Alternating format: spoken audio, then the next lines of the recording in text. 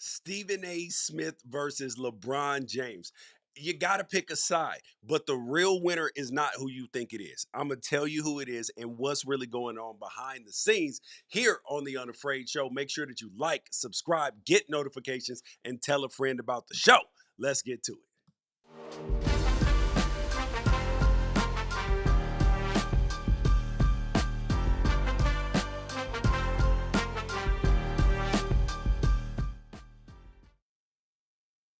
For over a week now, Stephen A. Smith and LeBron James have been going at it. And people have picked us like, oh, it's LeBron being too sensitive. Stephen A. Smith's being too sensitive. But I'm going to tell you who it is.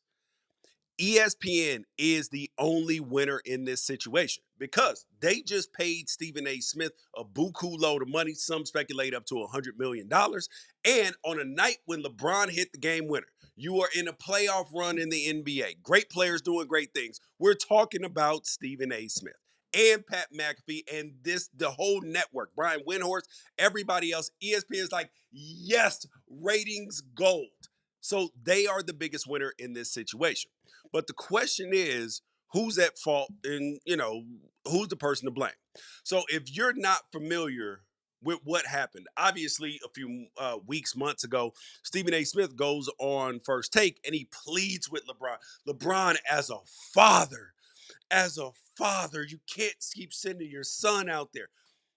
And as a man who's very, very protective of my children's, if you come at me like that, the insinuation is I don't know what I'm doing as a daddy. I don't know what I'm doing as a father. And by all accounts, now mind you, I have had the personal privilege of watching LeBron James up close and personal, Savannah up close and personal for like 5 years because my kids and his kids went to the same school.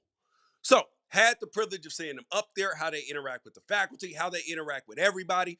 And the dude is absolute gold in terms of how he's acting as a parent. He's not trying to stampede the coach, not trying to do none of that stuff.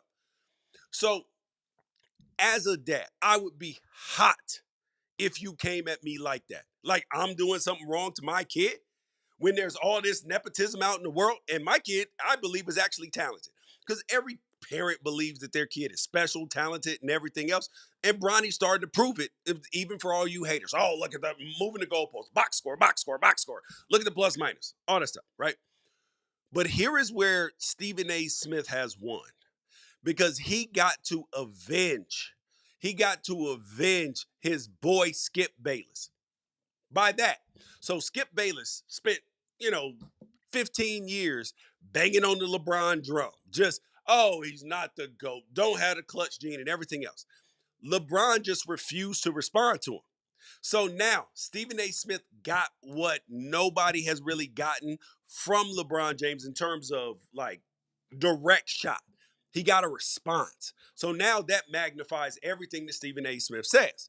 So Stephen A. Smith is winning in that aspect. He's proving his worth in terms of drumming up content, drumming up interest in what he has to say about whatever, whether it's politics, whether it's sports, anything like that. The man's engaging. You cannot say he's not good at his job. And also on a side note, for all you people that be like, oh, he's a clown, no. Stephen A. Smith has put a lot of folks on. He is not a guy who just hoards his fame and opportunity and all of that. No, he's a guy who tries to consistently help other people raise up. Now, with that, that does not mean that he's not being Ralph Tresvant right now. I want a man with sensitivity. Right now, Stephen A. Smith is taking himself way too seriously because this is the first time that he has been the butt of jokes. He spent years and times on television being hypercritical of players. Look at the Kwame Brown situation. Oh, he's a bum, small hands, not one post move that he can recite from memory 2 times in a row. That whole thing. It ain't no fun when the rabbit got the gun. So yes, Stephen A. Smith, you could have just took the L, right? And then people actually have manipulated something else that Stephen A. said. And this one got banged out yesterday. This one got circulated yesterday. So before y'all say what I know y'all want to say, I caught myself. So here is what the clip that circulated yesterday was.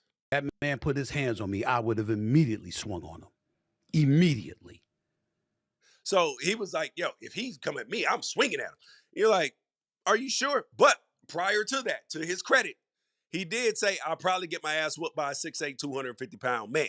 So that clip hits a little bit different, and people aren't sharing that because it's funny.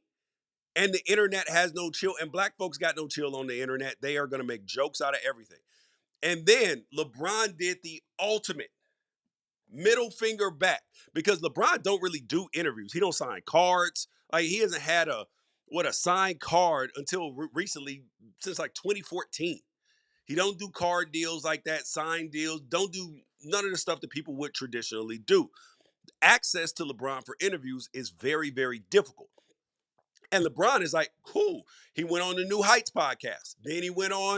Um, then he went on Pat McAfee yesterday. And there is famous beef between Pat McAfee and Stephen A. Smith. There's work beef about who's the top dog at ESPN. So that's kind of a slap in the face of him. And he didn't just come on for 5 minutes, 10 minutes. Like, bro was on for like an hour. So that was a slap in the face of Stephen A. And this is where I say Stephen A. Smith is taking himself way too seriously right now. Because at some point in time, you got to just laugh at yourself. Listen, when the clips were circulating about the boxing and then people were laughing, it's okay. Because look at this.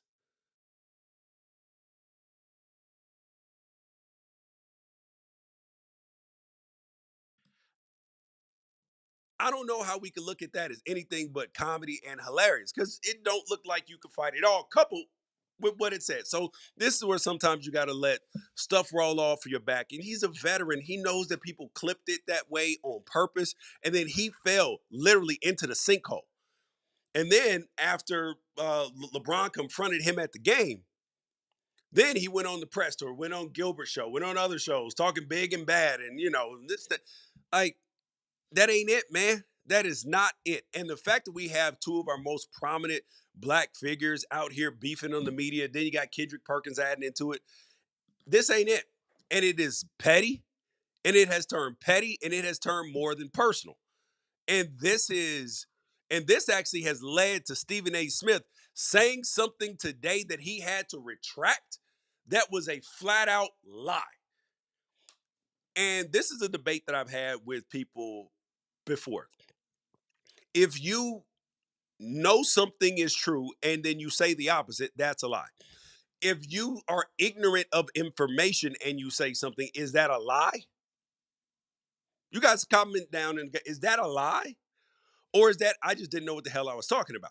So what happened today is Stephen A. Smith, he got up on there and he said, oh, well, I haven't even talked about why you weren't at Kobe's memorial or why you weren't at D Wade's Hall of Fame thing. And I'm like, I know for a fact it has been verified by the LA Times, Entertainment Tonight, other outlets that LeBron was absolutely at Kobe's memorial after he passed away. And look at Diana Taurasi. And here's what she had to say. Does this look like a man who's not at the building? I mean, who has a turn away fadeaway jumper at 11? LeBron barely got it today.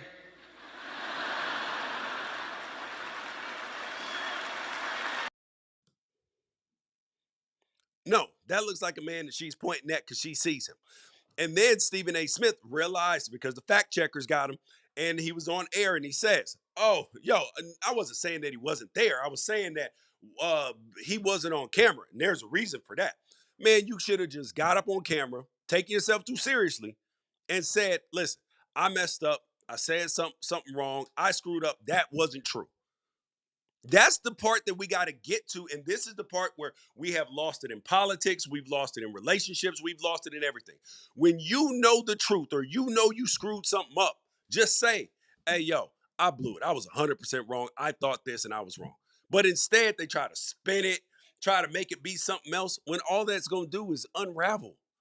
It's going to unravel and cause more issues for you. And then you got LeBron James airing out. Oh, I'm sorry, Stephen A. Smith talking about when you retired, let's see how much I talk about you then. You won't matter much, I promise you. I mean, he might. Michael Jordan is still mattered. Kobe is still mattered. The all-time greats, Magic Johnson is still mattered. The all-time greats still matter. Like the top three, 1, 2, 3, 4, 5 guys always matter. So yes, you're still going to talk about them no matter what. But here is where LeBron James was dead wrong. He was 100% wrong on the Pat McAfee show for the way he kind of talked about Brian Windhorst. Because Brian Windhorst has essentially had to dedicate his life to following LeBron around since he went to Cleveland, then Miami, then out to LA, getting scoops and everything else. And at one point in time, Brian said that he's probably the guy that knows him the most in the media. And then to kind of take a shot at Brian Windhorst, I think Brian got caught up in the moment, and that wasn't cool. Because I guarantee you that Brian Windhorst has kept some secrets. Not even necessarily like nefarious stuff. I'm saying like stuff that went on in the locker room, stuff that was said, stuff that LeBron did, anything that would have painted him in an unfavorable light. And Brian Windhorst was like, nah, I'm not gonna say that. I'm gonna protect the access. I'm going to say it up to a line, and then we gonna chill there. So I didn't think that that was cool. And then Kendrick Perkins, who I just saw on my daughter's birthday at Fixin' Soul Kitchen down there in LA. Shout out Kevin Johnson, former NBA player, former governor of mayor of Sacramento, owns fantastic soul food spot. Amazing if you go to Sac or LA, absolutely go. But anyways, he took a shot at LeBron. He was like, why didn't you go on, Channing Frye's podcast or this guy's podcast? Oh, but you went on with Steve Nash and you went on with JJ Redick. It's like kind of trying to imply that LeBron, oh, he's caping for the white man. When in reality is like there's a portion of the white population that don't like LeBron at all. He's never been caping for anybody. He's been trying to do his best at trying to spread whatever are his passions out in the world. Now, has he made some missteps? Yes. Nobody's perfect. But the intent has been good. But now this has turned into like super personal. And we've gotten to a point where like our sports media personalities have gotten so big that instead that it becomes more about being right because you got to say it with force. You got to say it with conviction. You got to say it with passion. You got to say it. That's what they teach you. So where's the human side of this? And this is where LeBron is wrong too. Like criticizing, oh, how you cover the NBA. Well, there's stuff that's broken in the NBA. Players not playing hard all the time, the whistles, the load management, the NBA is trying to reel it all back in. It's okay. But for Stephen A to take a shot at that man's son, I'd have turned up too. Well, why didn't George, why didn't he approach him man to man? Well, just a few weeks prior, what happened? Prior to the incident at the court, what happened? Stephen A went on TV and was like, yo, Maverick Carter and LeBron's camp hit me up about what I said on TV, blah, blah, blah. I thought this was a private conversation, fam. So now ain't no point in reaching out to you. I'm going to pull up on you and have a conversation. That's all I got for you. And if you come at my family, you've gone too far. But who do you believe is winning this beef? Who do you believe is on the right side of things? Because LeBron's getting the internet memes. They're cooking Stephen A on AI. But here's the thing: don't take yourselves too seriously. LeBron, Stephen A. Smith, y'all gonna be in 20 years probably doing an interview talking about this and making up. Because you can't come for a man's family. You come for a man's family, you gonna get roughed up usually. That's just the facts.